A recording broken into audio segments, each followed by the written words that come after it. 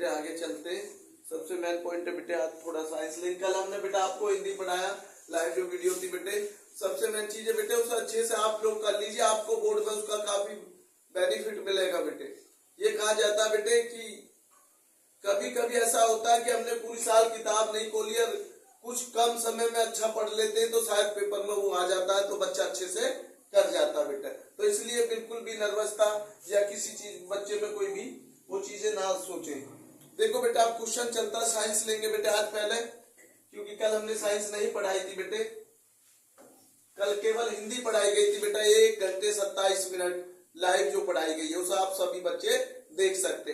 एक चीज बेटा मैं और बता रहा हूं बेटे आप सभी बच्चों को, किसी भी बच्चे को इस समय बोर्ड के बच्चे या कोई कंपटीशन का बच्चा बैठ रहा है,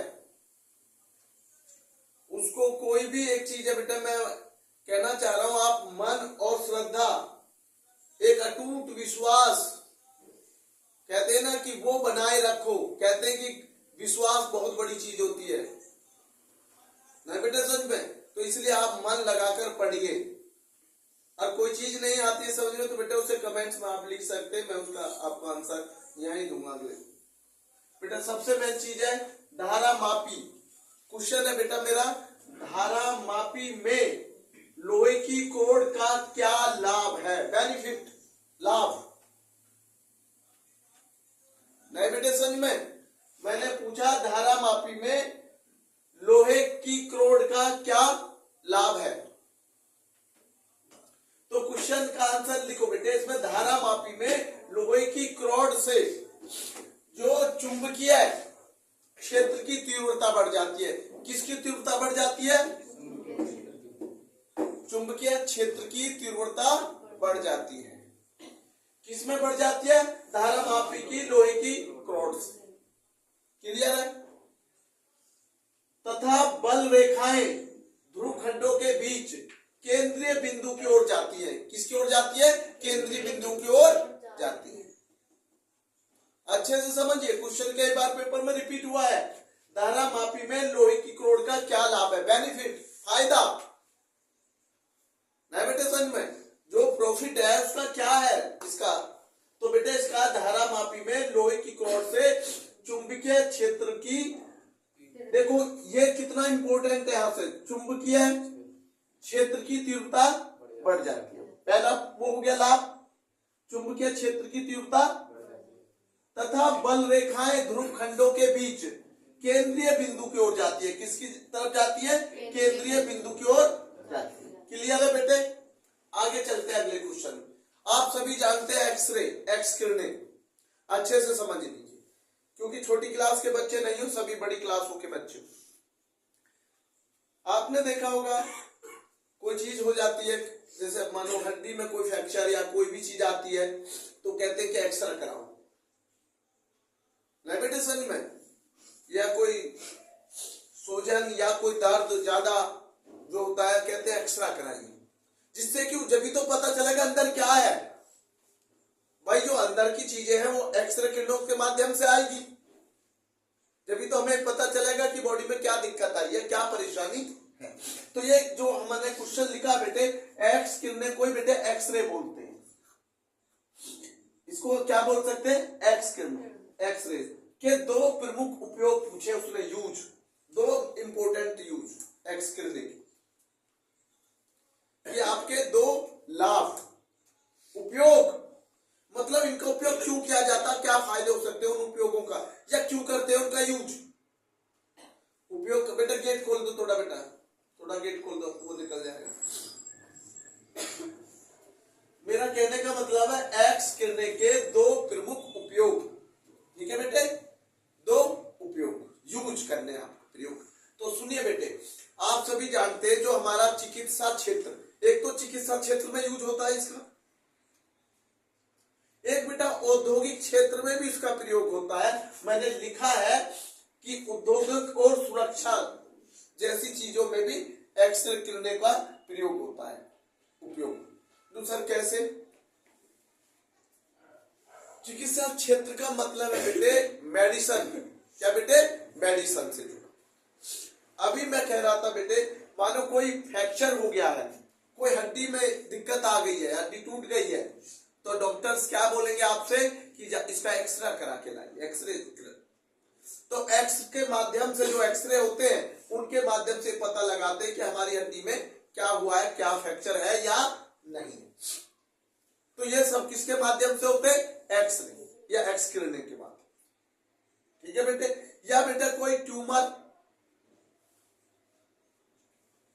उन सभी का पता भी एक्सरे के माध्यम से होता है। ट्यूमर वगैरह कोई होता है तो कहते हैं कि उसमें एक्सरा में आया है बेटा, सच में। तो ये मैंने लिख दिया है, टूटी हुई हड्डियों का पता लगाना तथा ट्यूमर का पता लगाना। मैंने सिंपल लैंग्वेज लिखा, बिल्कुल हड्डी टूटने का पता लगाना या कोई ट्यूमर है उसका पता लगाना। ये सब किसके माध्यम से होता? एक्सरे। क्लियर है? लिख दोगे। अगला मैंने लिखा है बेटे औद्योगिक और सुरक्षा जांच। जैसे बेटे आप जाते हैं हवाई अड्डों पर, तो जो सामान की सुरक्षा तथा जांच करना, ये सब एक्स किरणें के माध्यम से होती है। सब तुरंत पता चल जाता है कि जब वो चेक करते हैं कि आपके उसमें कोई ऐसा चीज तो नहीं है जो बेटे वो लीगल नहीं हो। ऐसे में तो ये सब आपको दो प्रमुख उपयोग बता दिए मैंने बेटे, चिकित्सा का क्षेत्र और मेरे बेटे आपको औद्योगिक और सुरक्षा। मैंने आपको इसका वो भी लिख दिया कि जैसे हवाई अड्डों पर जाते हो या बड़े बड़े ट्रेन, बहुत बड़े बड़े जो जंक्शन स्टेशन जहां सुरक्षा जांच एजेंसियां होती है वो इसी के माध्यम से करती है ज्यादातर। क्लियर है? लिख दोगे एक्स किरणें का क्या रोल है या एक्सरे किस में उपयोग होते हैं। आगे चलते हैं बेटे। आप एक्सरे का जनक, फादर, क्योंकि ये चीज मैं हमेशा सोचता हूं जब कोई क्वेश्चन लिखता हूं तो मेरा एक मन में रहता है कि किसने बनाया, इसके पिता कौन है। तो देखो विल्हेम कॉनराड रोंटजेन थे। अच्छे से पढ़ लीजिए, विल्हेम कॉनराड रोंटजेन थे किसके? एक्सरे के जनक, पिता, फादर। भाई किसी ने तो बनाया होगा ये एक्सरे, ये तो आप सभी जानते हो कि कोई तो इसका जनक होगा। तो इसका विल्हेम कॉनराड रोंटजेन। अब आता है नाभिकीय बल। नाभिकीय बल का अर्थ समझाइए। नाभिकीय बल किसे कहते हैं? ये नाभिकीय बल का क्या आशय है या नाभिकीय बल का क्या तात्पर्य है? कुछ भी क्वेश्चन पेपर में आ सकता है, ये नहीं लू आएगा, समझाइए। मैंने बोला, हमेशा हर वीडियो बोलता हूं कि भाई रटना नहीं है, आपको सीखना है। पेपर में अपना 100% परफॉर्मेंस देनी है आपको। जैसे खिलाड़ी मैदान में उतरता है वो ये सोच के उतरता है कि मैं अपने गेम में पूरा 100% दूंगा अपने देश के लिए, ऐसे तुम्हें अपनी परीक्षा के लिए ये सोच के देना कि मुझे 100% अपना हर क्वेश्चन को सही क्वेश्चन करने का प्रयास करूंगा। तो बेटे मैंने आपको लिखा नाभिकीय बल का अर्थ, नाभिक जो नाभिक होते के भीतर, किसके भीतर? नाभिक के भीतर जो उपस्थित वे बल जो हमारे बेटे न्यूक्लियर की परस्पर जो बांधे रखते हैं उसे नाभिकीय बल कहते हैं। नाभिकीय बल का अर्थ क्या है? नाभिक के भीतर उपस्थित, किसके भीतर? नाभिक के भीतर उपस्थित जो बल न्यूक्लियन को परस्पर जो बांधे रखते हैं आपस में, क्या परस्पर बांधे रखते हैं, उसको कहते हैं नाभिकीय बल। जो मैंने अभी आपको बताया, नाभिक के भीतर उपस्थित वे बल जो हमारे न्यूक्लियन की परस्पर बांधे रखते हैं उन्हें कहते हैं बेटे नाभिकीय बल। अगला क्वेश्चन है बेटे, ये हमारा न्यूमेरिकल टाइप का सवाल, अच्छे से समझेंगे, मैं इसे आपको समझाता हूं। बेटा कोई पूर्ण प्रज्वलन है स्थिति में, देखो आप समझ लेना, इस स्थिति में ये लिख दिया मैंने, पूर्ण प्रज्वलन स्थिति में 100 वाट 200 वाट वोल्ट के कितना वाट है? इसका मतलब मुझे पता चल गई पी मेरी कितनी है? 100। पी कितनी है? 100। 200 वाट वोल्ट, इसका मतलब वी कितनी है मेरी? 200। वी कितनी है? 200। मुझे इतना पता चल गया है कि 100 वाट 200 वाट वोल्ट के विद्युत बल्ब का प्रतिरोध ज्ञात कीजिए। क्या ज्ञात करना है? प्रतिरोध ज्ञात करना। मतलब प्रतिरोध का मतलब आर निकालना। मैं पहले भी कई बार बता चुका हूं, इसलिए तो मुझे क्या फाइंड करना है इसमें, आर। प्रतिरोध कैसे निकालेंगे सर? प्रतिरोध देखो मैंने यहाँ गिवन में लिख दिया है P बराबर 100। P बराबर कितना है? 100 वाट हो गया। V बराबर कितना? 200 वोल्ट। ये मैंने दोनों लिख दिए गिवन में, ये मैं अंडरलाइन भी कर दे रहा हूं जिससे आपको ये गलती ना हो। ये लिख V बराबर 100 वाट, V बराबर कितना बेटे? 200 वोल्ट। तो हमें R निकालना है, जो विद्युत बल्ब का प्रतिरोध का फॉर्मूला है V square upon P, V पे स्क्वायर अपॉन P। तो इसका मतलब वोल्ट का स्क्वायर और जो मेरा बेटा वो है पावर P जो मेरी। तो देखो कितनी है V, देखो अच्छे से मैंने गिवन में लिख रखी है। यहाँ पे स्क्वायर चल रहा तो क्या बार लिखूंगा? 2 बार। तो बेटे 200 गुना 200, 200 इंटू 200। P कितनी है मेरी? 0 से 0 काट लो, मैंने काटी नहीं थी, ये काट लो। 0 से 200 में 2 की मल्टीप्लाई करी 400, तो कितना आ गया? 400 ओम। कितना आंसर आ गया? आप सभी को पता है इसका फॉर्मूला। मैंने अभी क्या बताया, अच्छे से समझो एक बार। मैंने कहा भाई इसमें P 100 है, कितनी दे रखी है? P 100, 100, P 100। वोल्ट कितना है? 200। फॉर्मूला मैंने आर का बताया प्रतिरोध का, V square upon P, V पे स्क्वायर अपॉन P। 200 गुना 200 अपॉन 100, 0 से 0 काटी, 0 से 0 काटी। अब 200 में 2 की मल्टीप्लाई करिए तो 400। तो कितना आ गया आंसर? 400। क्लियर है या नहीं है? क्लियर? दोबारा समझाओ। क्लियर अमित, अंकित, क्लियर? आंसर इसका क्या है बेटे? 400 ओम। आगे चलते बेटे। देखो बेटा सबसे मेन चीज है, हर क्वेश्चन का अपना अपना अलग महत्व होता है। किसी भी क्वेश्चन को आप ये ना सोचें कि भाई ये पेपर में नहीं आ सकता, ये तो बेकार। बेटे कोई पता नहीं होता कौन सा क्वेश्चन पेपर में आ जाए, इसलिए अच्छे से आप मेहनत कीजिए, कोई क्वेश्चन मत छोड़िए। नहीं बेटा सच में मैंने एक क्वेश्चन आपसे पूछ रहा हूं, अम्ल का पीएच मान कितना होता है? 7 से कम। मैं 3 क्वेश्चन आपको घर के लिए दे रहा हूं। बहुत सारे बच्चे ऐसे हैं बेटे जो उसका आंसर नहीं देते, तो इसका मतलब पढ़ते नहीं है। उन्हें जाने के बाद अपना बैग किताब रखी और अपने मस्त हो जाते। आप किसी का नहीं बिगाड़ रहे हो, खुद का बिगाड़ रहे हो। ये विशेष ध्यान दो। कभी आप ये सोच रहे हैं कि मैं अपने माता पिता पर एहसान कर रहा हूं या गुरु पे एहसान कर रहा हूं, तो आप गलत सोच रहे। आपके ही काम आएगी शिक्षा, ना तो आपके माता पिता के आएगी, ना आपकी शिक्षा गुरु के काम आएगी। ये अपने मन से निकाल दो कि आप अपने परिवार या अपने माता पिता या अपने गुरुओं पर एहसान कर रहे हो पढ़कर। नहीं बेटे, ये कोई एहसान नहीं कर रहे हो आप, वो लोग तुम पर एहसान कर रहे हैं पढ़ाकर, ये ध्यान रखो। तो इसलिए मैं कह रहा हूं कि बेटे इस चीज को समझ लो। जिन बच्चे को शिक्षा नहीं मिल रही है, जो बच्चा नहीं पढ़ पा रहे किसी स्थिति परिस्थितियों के कारण, उन बच्चों से पूछ कर देखिए कि शिक्षा। तो इसलिए जब तुम्हें मौका मिला है तो बेटे इस मौका को मत गवाओ। ये मौका बार बार नहीं आएगा पढ़ाई का। जो आज का दिन चला जाएगा वो कल लौट के नहीं आएगा।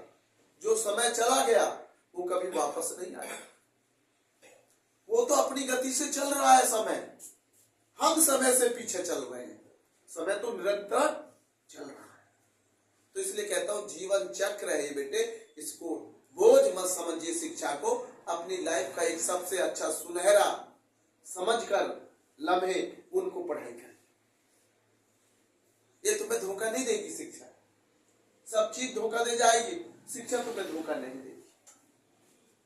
ये हमेशा ध्यान रखना लाइफ में।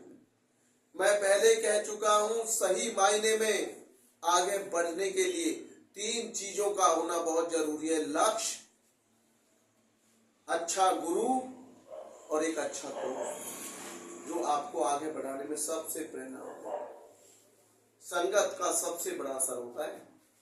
अब आगे चलता मैं एक क्वेश्चन पूछूंगा आपसे। भैया मैंने एक दिन आपको एक क्वेश्चन बताया था, मेंडल ने किस पौधे पर प्रयोग किया था बेटे? मटर के पौधे। भोना पौधा बताया, लंबे पौधे सभी पर उन्होंने बताया। मुझे एक चीज बताइए, आप बताएंगे इसको। एक हमने क्वेश्चन आपको बोला था, कोपिका, कोपिका कहां पाई जाती है? फेफड़ों में। क्या होता है कोपिका का कार्य? ऑक्सीजन लेना, कार्बन डाइऑक्साइड छोड़ना। और फेफड़ों को बढ़िया स्वस्थ रखना भी कोपिका का ही। मास्टर ग्रंथि किसको कहते हैं? पीयूष ग्रंथि का मास्टर ग्रंथि होता नाम। क्या काम होता है मास्टर ग्रंथि का? जैसे हमारे नींद, भूख, प्यास, इन सभी के लिए वो काम करती। तो ये आपको छोटी छोटी चीजें समझनी होंगी। हमारे शरीर में कितनी हड्डियां हैं? 206। दूध के दांत कितने होते हैं?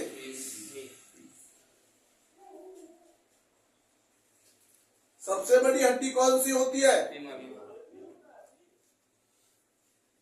सबसे छोटी हड्डी कौन सी होती है? कान की। क्या नाम है उसका? कुछ बच्चे बहुत अच्छे से तैयारी कर रहे हैं, उनके लिए तो बेटा मैं ये कहता हूं और मेहनत कीजिए, और जो नहीं कर रहे वो भी जाग जाइए। अब सोने का समय नहीं है, बहुत सो लिए, बतेरे 8-9 महीने आप सोए रहे, अब तो जाग जाओ, पेपर नजदीक आ गए। अब तो एडमिट कार्ड और मिलने लगे हैं भाई, प्रवेश पत्र मिलने लगे हैं बोर्ड परीक्षाओं के, तो थोड़ा सा अब तो जाग जाओ। जब प्रवेश पत्र तुम्हारी जेब में आ गए तो कम से कम इतना तो सोच लो कि अब और क्या समय आएगा। नहीं बेटे सच में। तो आगे मैं चलता हूं बेटे, आप साइंस को विराम देकर एसएसटी की तरफ। किसकी तरफ बेटे? एसएसटी की तरफ। एक पढ़ाई करती बार बेटे एक योजना जरूर बनानी चाहिए आपको कि कितनी सब्जेक्ट को कितने टाइम पढ़ना। जो बच्चा टाइम टेबल बना के पढ़ता सब सब्जेक्टों को, वो बच्चे अच्छा मार्क्स लाते हैं। बेटे बिना प्लानिंग, बिना कोई योजना बनाए आप सफल नहीं हो सकते, ये ध्यान रखना। चाहे आप कितना भी प्रयास कर ले, किसी भी चीज में अगर सफल होना है तो आपको ये बात मेरी माननी पड़ेगी। बिना प्लानिंग, देखते आप स्कूल में जाओगे टाइम टेबल होता है घंटा बजने का कि कौन सा लेक्चर कब लगेगा, वो भी तो एक, हर चीज का एक टाइम टेबल होता है। और जो टाइम टेबल के अनुसार पढ़ाई करता होगा बच्चा, उसका रिजल्ट, और जो बिना टाइम टेबल अपना जब मन में आया पढ़ लिया, जब ना आया ना पढ़ा, उसके रिजल्ट में अंतर आप जरूर देखें। मैं क्वेश्चन अब एसएसटी की तरफ चल रहा हूं बेटे, कि एसएसटी बेटे वो डस्टर कहां है बेटे? है गया। तो मैं एसएसटी की तरफ एक क्वेश्चन पूछ रहा हूं आपसे। खुदीराम कौन था? कितनी उम्र में फांसी दी गई थी खुदीराम को? गांधी जी ने कितने आंदोलन चलाए अंग्रेजों के खिलाफ? अंतिम आंदोलन गांधी जी का कौन था? भारत छोड़ो। गांधी जी का अंतिम आंदोलन कौन सा था? आपने कहा भारत छोड़ो आंदोलन। कब चलाया गया ये? 1942 में, 1942। तो फिर पहला आंदोलन कौन सा था गांधी जी का? चंपारण आंदोलन। 1917, 1917, 1917 में क्या चलाया गया था? चंपारण आंदोलन। 1918 अहमदाबाद मिल हड़ताल और एक खेड़ा, याद होना चाहिए। 1919 में क्या चलाया गया था? रोलैक्ट एक्ट के खिलाफ विरोध किया। 1920 में असहयोग आंदोलन, जो 1920 से 22 तक चला। ऐसे याद होना चाहिए आपको, जब तो आपका कॉन्फिडेंस, विश्वास बढ़ेगा कि आप हर क्वेश्चन को सही मायने में लिख पाएंगे। अरे जब तक आप किसी कंपटीशन को क्रॉस करने का मादा क्षमता नहीं रखेंगे तो आपका विश्वास लेवल कैसे बढ़ेगा? मैंने कहा निरंतर अभ्यास कीजिए, आप सफल हो जाएंगे। अच्छे लोगों की संगति में जुट जाइए, आप सफल हो जाएंगे। बुरी संगति त्याग दीजिए, अच्छी संगति की तरफ बढ़ जाइए, आपको कामयाबी से कोई नहीं रोक सकता। और मैं पहले भी कह चुका हूं, धन, पैसा, पैसा हर जगह आपको, ये नहीं है कि भाई पैसा ही आपका हर जगह वो आएगा, व्यवहार भी कहीं काम आएगा। मैंने माना पैसा आज की डेट में बहुत इंपॉर्टेंट है, बहुत ज्यादा, लेकिन उसके साथ साथ अच्छा व्यवहार, अच्छी संगति, अच्छे लोगों से जुड़ाव बहुत महत्वपूर्ण रखता है। क्योंकि अच्छे बुरे का फर्क वही तो आपको बताते, आप तो अपने अपने में अच्छा लिए घूम रहे हैं, लेकिन हमें दूसरों से तो पता चलता है। तो बेटा मैंने क्वेश्चन आपसे पूछा, देखो कितना एक वो था मेरा 1917 ये आपको पता है चंपारण, ठीक है बेटे, चंपारण आंदोलन 1918 में आपने सबने बताया, अहमदाबाद मिल हड़ताल और बेटे खेड़ा 1919, यानी 1919 में बेटे दो बड़े आंदोलन वो हुए हैं। एक आंदोलन, एक बहुत बड़ी घटना भारत के अंदर हुई थी। 1919 में तो रॉलेट एक्ट के खिलाफ गांधी जी ने आंदोलन चलाया, और बेटा एक आप सभी को पता, जलियांवाला बाग, आप उसे नहीं भूल सकते। 13 अप्रैल 1919 का दिन कभी कोई इतिहास में भुलाया नहीं जा सकता, क्योंकि उस दिन हमारे हजारों निर्दोष लोग मारे गए थे, कितने क्रांतिकारी शहीद हो गए, कितने बच्चे अनाथ हो गए, कितने माँ बापों से बच्चे छीन लिए गए। तो ये जलियांवाले बाग को नहीं भूल सकते। और जिसका दोषी जो था, जिसने कराया था, वो जनरल डायर था। कौन था? General Dyer. नहीं बेटे समझ में। और एक मैंने अभी आपको बताया, रॉलेट एक्ट के खिलाफ गांधी जी ने आंदोलन चलाया 1919। अब मैं आता 1920, किसमें? 1920 में। 1920 आप जानते हैं, असहयोग आंदोलन। क्या बेटे? असहयोग आंदोलन, जो बेटे 1920 से लेके 1920 से 1922 तक चला बेटे, असहयोग आंदोलन। क्या बेटे? असहयोग आंदोलन जो चला था आपका, गांधी जी ने चलाया था। किसने चलाया था बेटे? गांधी जी ने चलाया था। क्लियर है? अब नंबर आता है, गुरु जी आपने ये कितने बता दिए? 5 बता दिए। कितने बताए?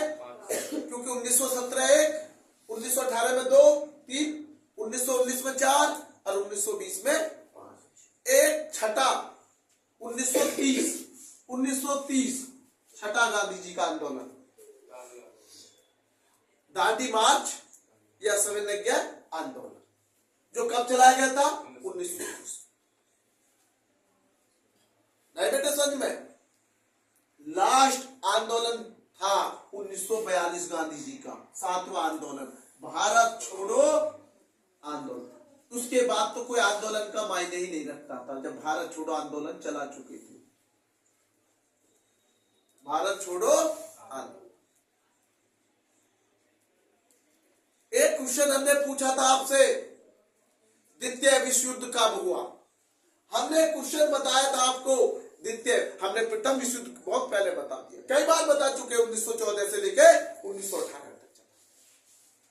हमने तो आपसे पूछा था कि भैया द्वितीय विश्व युद्ध कब हुआ? द्वितीय विश्व युद्ध कब हुआ? 1939 से स्टार्ट हुआ, 1945 तक चला। द्वितीय विश्व युद्ध कब चला? द्वितीय विश्व युद्ध कब हुआ? द्वितीय विश्व युद्ध 1939 से 1945। आप सभी जानते हैं पंजाब में जलियांवाला बाग कहां हुआ था? पंजाब में। लेकिन ये विश्व युद्ध का मतलब है पूरे देशों का विश्व युद्ध, ये नहीं है कि भारत से ही मतलब है, विश्व युद्ध। और विश्व युद्ध द्वितीय कब हुआ था बेटे? 1939 से 1900। जापान के 2 शहर नागासाकी और हिरोशिमा में बम गिराए गए, जो कि बेटे तबाही मचा गई। कितने देशों का तबाही की गई। कोई युद्ध कभी तरक्की का मार्गदर्शन नहीं होता, उसमें कितने नुकसान होते हैं, कितनी अर्थव्यवस्था गिर जाती है, लोग कितने बेघर हो जाते हैं, सब चीजों का, शिक्षा का विकास नहीं हो पाता, सब चीजें, युद्ध कोई भी हो, लड़ाई कोई भी हो, कभी बेटे विकास का तरफ नहीं ले जाएगी, नीचे की तरफ जाएगी। चाहे एक परिवार की लड़ाई हो, चाहे बेटे राष्ट्र की लड़ाई हो, कोई भी लड़ाई हो, चाहे अंतरराष्ट्रीय लड़ाई हो, कभी भी कामयाबी की तरफ नहीं ले जाएगी, ना ही विकास की तरफ। इसलिए तो कहा जाता, शांति समझौता से आसानी से मामला निपट जाता है, उससे बढ़िया कोई भी नहीं। तो मैंने आपको बताया बेटे, द्वितीय विश्व युद्ध 1939 से लेकर 1945। आगे मैं चल रहा हूं, भारत में नीति आयोग। मैंने आपको बताया था भारत में नीति आयोग का अध्यक्ष कौन होता, प्रधानमंत्री। मैंने बताया भारत में नीति आयोग का अध्यक्ष कौन होता है, प्रधानमंत्री जी।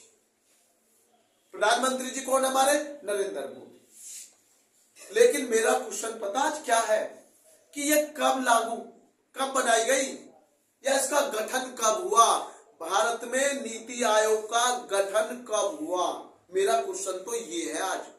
वो तो मैंने आपको बता दिया था कि भाई नीति आयोग के जो अध्यक्ष है भारत में, वो प्रधानमंत्री जी होते हैं, और इस समय हमारे देश के प्रधानमंत्री जी आपको पता है नरेंद्र मोदी जी है। तो नीति आयोग के अध्यक्ष कौन हुए, नरेंद्र मोदी जी हुए। लेकिन ये गठन कब हुआ भारतीय नीति आयोग का, बताइए। 1 जनवरी 2015 में, 1 जनवरी 2015 में नीति आयोग का भारत में गठन हुआ। और आप जानते हैं उस समय भी प्रधानमंत्री नरेंद्र मोदी जी थे।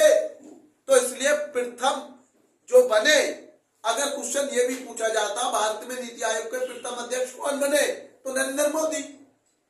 भाई जब लागू 1 जनवरी 2015 में किया, तो उससे पहले प्रधानमंत्री कैसे बन जाएंगे। और आपको पता 2014 से ही नरेंद्र मोदी जी प्रधानमंत्री भारत के। तो 1 जनवरी 2015 में कौन थे नीति आयोग के अध्यक्ष, नरेंद्र मोदी जी। क्लियर हो गया। गठन कब हुआ, 1 जनवरी 2015 में। किसका गठन हुआ 1 जनवरी 2015 में, नीति आयोग का गठन। क्वेश्चन से क्वेश्चन निकालो, अरे हंसते हुए पढ़ा करो, थोड़ा मुस्कुराहट पढ़ा करो, जिससे कि बेटे आपके जीवन का एक उद्देश्य ये नहीं होता कि पढ़ाई को बोझ लेकर पढ़ रहे हैं। बोझ नहीं है ये बोझ उतारने की कला है। जो सिर पर बोझ रखा हुआ है ना, उसको उतारने की कला ही शिक्षा है। कामयाब हो जाओगे, सारा घर की स्थितियां सबको सही कर लोगे, इज्जत सम्मान सब वापस मिल जाता खोया हुआ भी। और तुम इसको बोझ समझते हो। अरे बोझ नहीं है भाई, ये बोझ तुमने मान लिया है अपने मन में। अरे अपने मन में कुछ भी मान लोगे, क्या वही परिस्थिति आपको होगी? नहीं, मानने से मतलब नहीं है। कुछ भी मान लोगे, क्या वो राइट है? नहीं, वो तुमने अपने मन में धारणा बना ली है कि यही सही है। नहीं, कभी आंखों देखा हुआ भी गलत होता है, कभी कानों सुना हुआ भी गलत होता है। तो इसलिए कहता हूं, इतनी जल्दी से आप इसको बोझ नहीं कह सकते। तो मेरा क्वेश्चन आप समझ गए होंगे, नीति आयोग का गठन 1 जनवरी 2015 में। बेटे एक क्वेश्चन हमारे उत्तर प्रदेश से जुड़ा हुआ है, नरौरा परमाणु केंद्र। बिल्कुल, और हमारे उत्तर प्रदेश में एक ही ऊर्जा केंद्र है। मैंने पूछा जो हमारा नरौरा परमाणु केंद्र किस राज्य में है और किस जिले में है। नरौरा परमाणु ऊर्जा केंद्र, सुन लो पूरा, नरौरा परमाणु ऊर्जा केंद्र किस राज्य में, भारत के किस राज्य में और किस जिले में है। तो नरौरा परमाणु ऊर्जा केंद्र बेटे उत्तर प्रदेश में बुलंदशहर जिले में है। देखो, हर चीज का अगर पूछा जाए कि भाई बुलंदशहर क्यों प्रसिद्ध है, किस चीज के लिए, तो नरौरा परमाणु ऊर्जा केंद्र के लिए ये माना जाता है। 75 जिले उत्तर प्रदेश में, और उनमें एक बुलंदशहर जिला है जिसमें बेटे नरौरा परमाणु ऊर्जा केंद्र है। अब आप लगा सकते हो।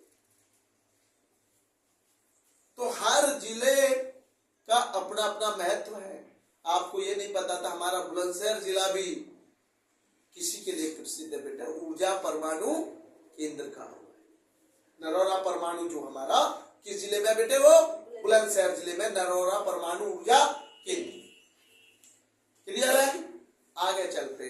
अब आपसे पूछेंगे भाई हम, भारत में नीति आयोग का मुख्यालय कहाँ है? क्योंकि नीति आयोग पर मैं टारगेट करा हुआ हूं। प्रधानमंत्री जी मैंने बता दिए नीति आयोग के, मैंने उसका ये भी बता दिया कब गठन हुआ, 1 जनवरी 2015 में, ये भी मैंने आपको बता दिया। मैं तो ये पूछ रहा हूं नीति आयोग का भारत में, भारत के अंदर मुख्यालय कहाँ, हेड ऑफिस कहाँ है? नई दिल्ली। मैंने एक चीज बताई थी कुछ दिन पहले कि ज्यादातर हेड ऑफिस, मैंने कहा था ज्यादातर, चाहे वो सीबीआई का हेड ऑफिस हो, चाहे वो एनसीसी का हो, चाहे बीएसएफ बॉर्डर सिक्योरिटी फोर्स हो, चाहे नीति आयोग के अध्यक्ष का मुख्यालय हो, मैंने सब ज्यादातर आपको कहां बताए? नई दिल्ली में। ज्यादातर कहां है? नई दिल्ली में। तो आप समझ गए नीति आयोग के अध्यक्ष का मुख्यालय कहां है, या नीति आयोग का मुख्यालय कहां है भारत के अंदर? नई दिल्ली। सीबीआई का मुख्यालय कहां है? नई दिल्ली। बीएसएफ का मुख्यालय कहां है? नई दिल्ली। एनसीसी का मुख्यालय कहां है? नई दिल्ली। दिल्ली वैसे ही, अरे दिल्ली है आपकी देश की राजधानी है। क्या है? देश की राजधानी। आगे चलते हैं भाई।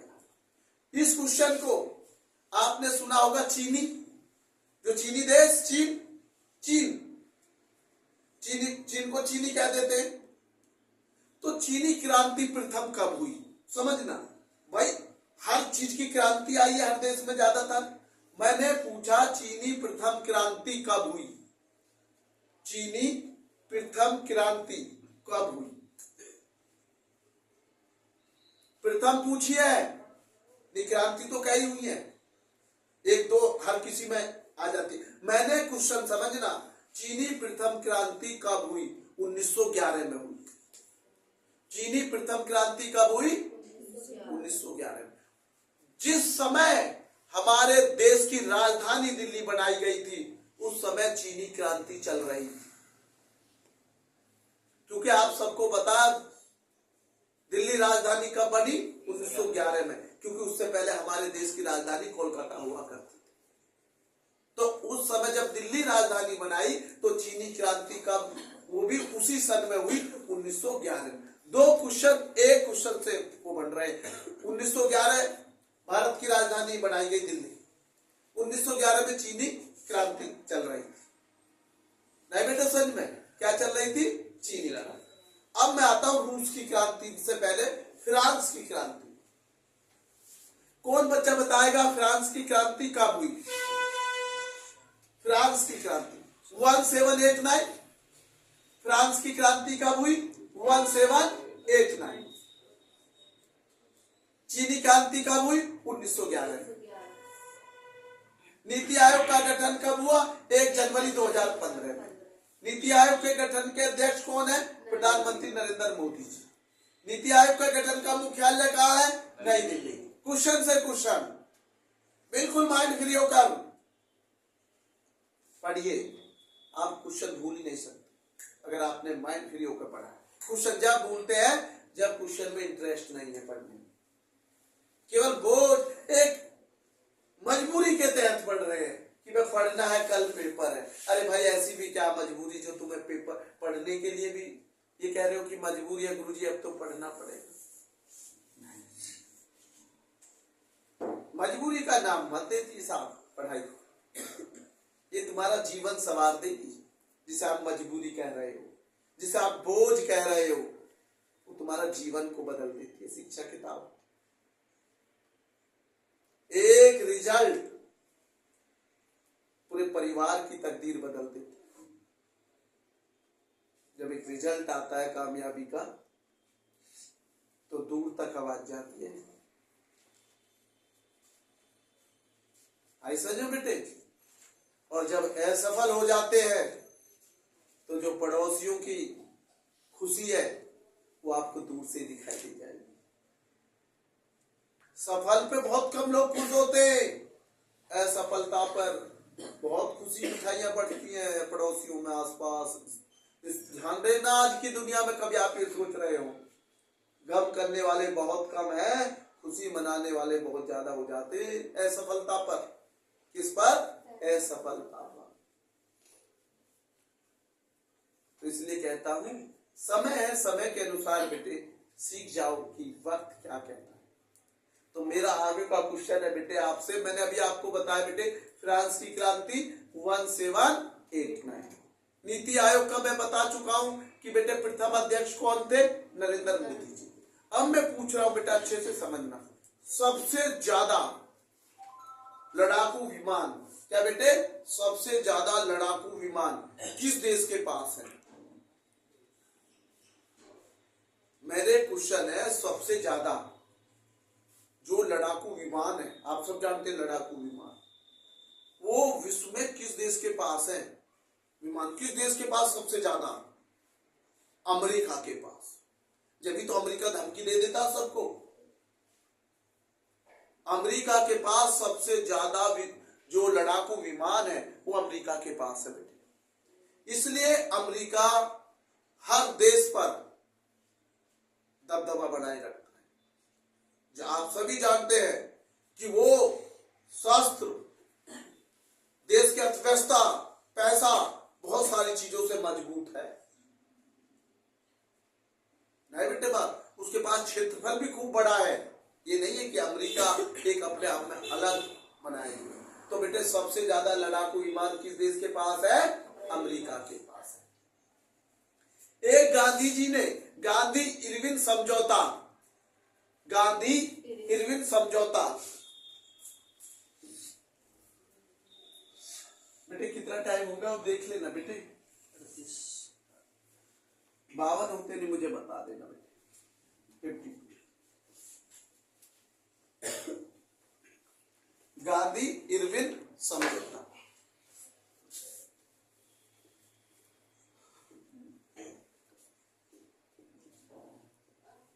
समझौता गांधी इरविन समझौता कब हुआ? अच्छे से समझना भाई, गांधी इरविन समझौता कब हुआ? 19 ये कह सकता हूं 5 मार्च 1931 में गांधी इरविन समझौता हुआ। 5 मार्च 1931 में हुआ था गांधी जी इरविन समझौता। जब ये दांडी जो सविनय आंदोलन है ये बंद कर दिया गया। नहीं बेटा सच में जो हमारा दांडी मार्च सविनय आंदोलन चल रहा था वो गांधी इरविन समझौता 5 मार्च 1931 में हुआ, फिर वो आंदोलन बंद कर दिया गया। समझ गए? गांधी इरविन समझौता अगर पेपर में आ जाए कि भाई ये गांधी इरविन समझौता कब हुआ? 5 मार्च 1931, 1931।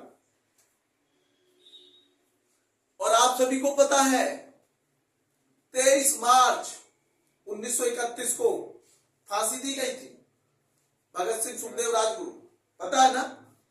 तो मैं कहता हूं जब कोई वो सन आती है तो और क्वेश्चन भी देखो उस सन में कौन से और क्वेश्चन है। आप समझिए, आपको ये देखना है कि जब वोट सन आ रही है, जैसे मैंने कहा 1919 आई एक में, तो मैंने उस सन को भी जोड़ा, जलियांवाला बाग को। जब रोलेट एक्ट का नाम आया तो मैंने उससे भी जोड़ा। अब जब ये 1931 गांधी इरविन समझौता आया तो मैंने आपको बताया कि भैया 23 मार्च 1931 को भगत सिंह, सुखदेव, राजगुरु को फांसी दी गई थी। तो आप उस सन को कैसे भूल सकते जो हमारे इतने महान क्रांतिकारी शहीद हुए, हंसते हंसते फांसी पर झूल गए देश के लिए, तो उन्हें कैसे भुलाया जा सकता है? कभी नहीं भुलाया जा सकता। तो ये गांधी इरविन समझौता 5 मार्च और वो 23 मार्च, हर चीज का आपको ऐसे लेके चलना बारीकी से, अच्छे से। बस ये लक्ष्य बना लीजिए, अब की बार 2026 में तुम्हें कामयाब होना है। ये लक्ष्य अपने मन में डाल लीजिए कि 2026 में तुम्हें इतिहास रचना है, असफल नहीं होना है। आप सभी जानते इस साल सबसे ज्यादा वैकेंसियां ज्यादातर देखने को मिल रही है, उत्तर प्रदेश में भी, बिहार में, सभी राज्यों का है ना। एक संकल्प ले लीजिए भाई, 2026 में आपके कुछ नया करके अच्छा जाना है, कामयाब होके निकलना है। आपके पास 10 महीने इस साल में अभी जो बचे हुए हैं, और कम से कम बेटे 18 दिन तो है ही अभी, 18 दिन लगभग और 10 महीने, समझ रहे हैं ना, 10 महीने भी आपके पास, तो 300 दिन से अधिक है। और बेटे कामयाब होने के लिए ये जरूरी नहीं है कि हम कम समय में अच्छा नहीं कर सकते, कर सकते हैं, बस मेहनत और योजना अच्छी होनी चाहिए, सही दिशा में आपकी तैयारी होनी चाहिए, तो आप कामयाब आसानी से हो जाएंगे। अगर आप सही दिशा में चल रहे हैं, सही दिशा में आप तैयारी कर रहे हैं, तो बेटा आपका लक्ष्य आसान हो जाएगा। और जब आपकी दिशा और दशा का ही आपको ज्ञान नहीं है, तो फिर तैयार होना बहुत कठिन है। तो मैं अगला क्वेश्चन की तरफ बढ़ा बेटे। आपको मैंने एक बार बताया था जीएसटी, जीएसटी सभी को पता है जीएसटी, अब तो सब बच्चे जान गए जीएसटी। जब से सामानों पे जीएसटी लग गया तो आप सब कह देते ये जीएसटी से बढ़ गया इतना, या जीएसटी कम हो गई, या जीएसटी कुछ चीजों पर बढ़ गई और कुछ चीजों पर घट गया। आप सभी को पता है कि कुछ चीजों पे जीएसटी घटी है तो 1-2-4 चीजों पे बढ़ी भी होगी, नहीं बेटा सर। जो नशे की चीज है उन पे जीएसटी बढ़ी है, और जो कुछ चीजें हैं जैसे छोटी गाड़ियां हैं उन पर जीएसटी घटी है, बाइकों पे जीएसटी घटी है, खाने पीने कुछ चीजों पे जीएसटी घटी, तो ये सब चीजें आपको पता होनी चाहिए। मैंने पूछा जीएसटी, भाई जीएसटी का मतलब सभी जानते हैं, गुड्स सर्विस टैक्स हो गया, सेवा कर, माल पे जो सेवा कर लगता है। लेकिन मैं आज ये नहीं पूछ रहा ये भारत में कब लागू हुआ, मैं बता चुका हूं। मेरा क्वेश्चन तो ये है जीएसटी सबसे पहले किस देश में लगी,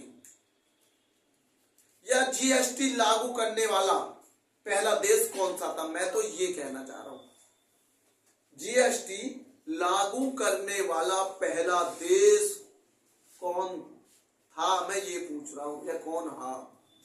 आज मेरा क्वेश्चन ये नहीं है कि भारत में जीएसटी कब लगी, सबको पता है जीएसटी 2017 में आई थी, वो नहीं, मैं भारत की बात नहीं कर रहा, बता चुका हूं।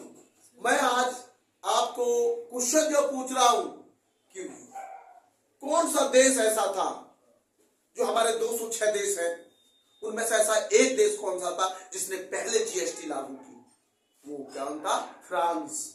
फ्रांस में सबसे पहले जीएसटी आई 1954 में। सोचने की बात है, 1954 लमसम। तो किसने सबसे पहले जीएसटी लागू करी, फ्रांस ने जीएसटी सबसे पहले लागू की, फ्रांस ने। ऐसा जो बेटे सबसे पहले किसने लागू की, फ्रांस। बेटे मैं एसएसटी को विराम दूंगा, बेटे मैं हिंदी की तरफ चलूंगा। किसकी तरफ, हिंदी। मैं हिंदी में क्वेश्चन पूछूंगा आपसे, आप मुझे बताएंगे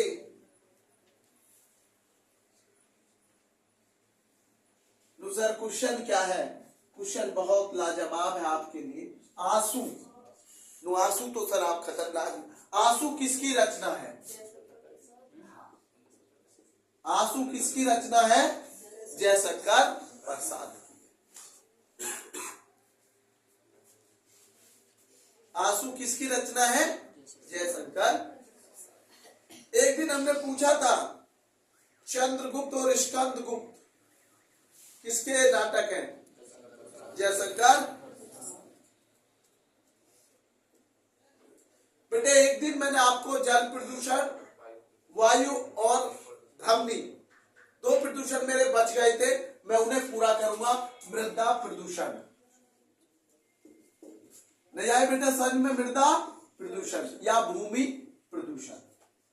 चौथा प्रदूषण, क्योंकि मैंने उस दिन आपको बता दिए थे, जल प्रदूषण, शुद्ध जल में अशुद्ध जल मिलाना, कूड़ा करकट डालना, गंदे नाले का पानी खोलना, ये सब बेटे वायु उसको जल को दूषित करते, और जहां नहीं लगा देंगे वहां पर बेटा प्रदूषण जल बचाव किया जा सकता। वायु प्रदूषण को मैं संक्षेप में बोल रहा हूं बेटे, पेड़ पौधे के कटने से ऑक्सीजन की मात्रा कम हो जाती है और कार्बन डाइऑक्साइड की मात्रा बढ़ जाती है। जब दोनों गैसों का संतुलन बिगड़ता है तो बेटे दिक्कत का विषय होता है। नहीं बेटे समझ में, तो मेरा क्वेश्चन आज है मृदा प्रदूषण। बेटे एक चीज का विशेष ध्यान देना,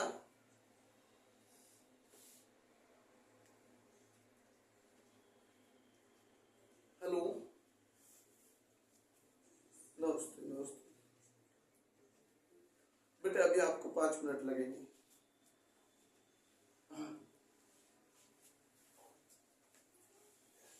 बेटे बाहर बात कर बाहर जाए। तो बेटे मैंने कहा आंसू जयशंकर प्रसाद की होगी, मेरा चल रहा था बेटे मृदा।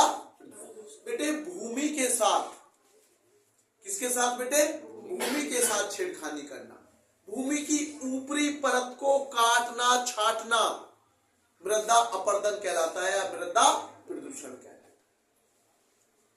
जैसे आप देखते हैं कई कई फुट मिट्टियां उठा ली जाती हैं, मशीनें चल रही हैं, जेसीबी वगैरह मिट्टियों को काट छाट रहे हैं, तो ये बेटे हमारा क्या है, मृदा प्रदूषण है।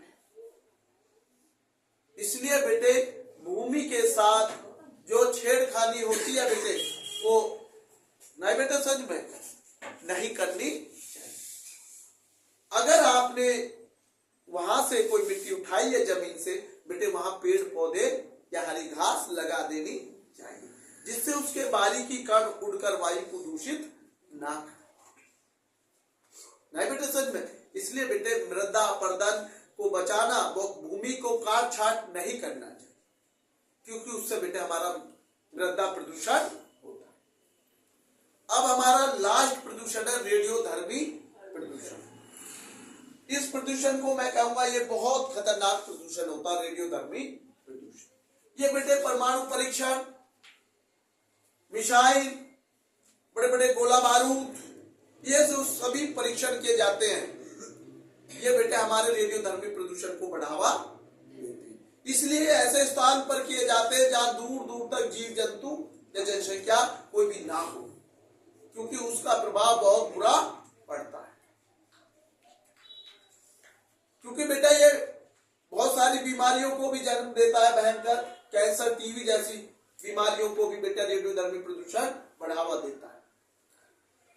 तो इसलिए ऐसे स्थान पर किया जाना चाहिए जहां दूर दूर तक जीव जंतु ना हो, और ज्यादा परमाणु परीक्षण नहीं करने चाहिए कि बेटे इससे हमारा प्रदूषण बढ़ता है। वो तो देश की सुरक्षा के लिए ये किए जाते हैं, ये कोई किसी देश को बेटा इसका शौक नहीं है कि वो नहीं बेटा सच में।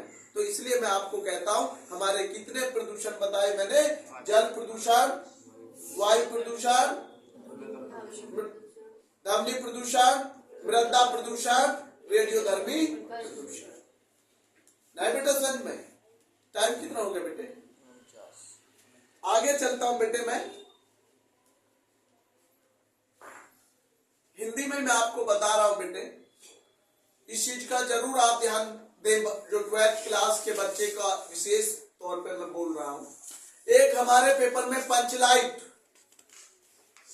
पंचलाइट का सारांश और एक बहादुर का सारांश, वो जरूर याद कर लें सभी बच्चे। दोनों बहुत इंपॉर्टेंट है, बहादुर का सारांश और पंचलाइट का सारांश। नहीं बेटे समझ में, पंचलाइट के सारांश को और बहादुर के सारांश ये बेटे मैं आपको याद करा दूंगा, लेकिन बेटे आप लोग इसको थोड़ा पढ़ के आए कल। नहीं बेटे, उसमें मैं आपसे एक छोटा संक्षेप में बता रहा हूं। पंचलाइट, उसमें 2 टोली है, वो आप नाम रखेंगे। देखेंगे उसमें कौन सी टोली थी, राजपूत टोली और महतो टोली। रामनवमी का मेला लगा हुआ था, उस पर वो लोग रामनवमी का मेला देखने गए और वहां से बेटा एक पंच लाइट या पेंटोमैक्स खरीद कर लाए। तो ये आपको मैंने थोड़ा बताने का प्रयास किया जिससे आप कल उसे पढ़ेंगे और मैं कल इसको अच्छे से समझाऊंगा। मैंने 12th क्लास के लिए बोला रश्मि रथी में कर्ण का चरित्र चित्रण कर लीजिए, कुंती का चरित्र चित्रण कर लीजिए। कभी कभी पेपर में ऐसा होता है बेटे, कर्ण का चरित्र चित्रण पेपर में नहीं आया और कुंती का चरित्र चित्रण दे दिया तो सारी मेहनत बेकार जाती है बच्चे हम सब। तो इसलिए कुंती का चरित्र, रश्मि रथी में कर्ण का चरित्र चित्रण के साथ साथ कुंती का चरित्र चित्रण भी आपको याद करना। उसमें सर्ग दिए हुए हैं बेटे, प्रथम सर्ग कर्ण का बेटे धनुधर विद्या के बारे में या कर्ण के शौर्य के बारे में उसका वर्णन है। और बेटा एक तृतीय सर्ग है भगवान श्री कृष्ण का संदेश। ये दोनों बहुत इंपॉर्टेंट है, थर्ड और प्रथम सर्ग, इन्हें अच्छे से कर लीजिए। दूसरा ये तृतीय सर्ग में क्या है मैं थोड़ा आपको बताने का प्रयास कर रहा हूं। जब पांडव 1 वर्ष का अज्ञातवास पूरा कर वापस लौटते हैं, 1 वर्ष का जो उन्हें अज्ञातवास मिला हुआ था कि भाई दुर्योधन ने कहा था 1 वर्ष का अज्ञातवास पूरा करके आओगे तो हम आपका जो राजपाट है वो आपको लौटा देंगे। ये दुर्योधन ने कहा था पांडवों से। जब पांडव 1 वर्ष अज्ञातवास पूरा करने के बाद वापस लौटे तो उन्होंने अपने जमीन का टुकड़ा या अपना राजपाट वापस मांगा कौरवों से, दुर्योधन से। तो दुर्योधन ने कहा हम एक सुई की नोक के बराबर भी आपको जमीन नहीं देंगे। पांडवों से किसने बोला? दुर्योधन। पांडवों ने कहा आपने तो हमारे सामने एक शर्त रखी थी कि आप 1 वर्ष अज्ञातवास पूरा कर आइए और हम आपका राजपाट वापस लौटा दें। लेकिन दुर्योधन के मन में लालच पहले ही था, वो कूटनीति से पहले से ही उसके मन में भरी हुई थी। फिर भगवान श्री कृष्ण जी जाते हैं और दुर्योधन को समझाने का प्रयास करते हैं कि दुर्योधन उनका राजपाट पांडवों का वापस लौटा दो, कि जो आपकी शर्त थी अज्ञातवास वो पूरा कर लौटे। लेकिन दुर्योधन ने भगवान श्री कृष्ण को ही बंदी बनाने का प्रयास किया सभा में। दुर्योधन ये भूल गया था कि भगवान श्री कृष्ण है, आप बंदी ने नहीं बना सकते। भगवान श्री कृष्ण ने अपना विराट रूप दिखाया और वहां से लौट आई।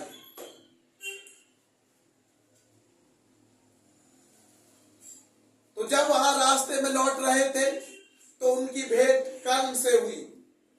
किससे हुई? कर्ण। आप सभी जानते कर्ण कुंती पुत्र था और पांडवों का सबसे अगर बड़ा पुत्र में आता नाम तो बेटा वो कर्ण था।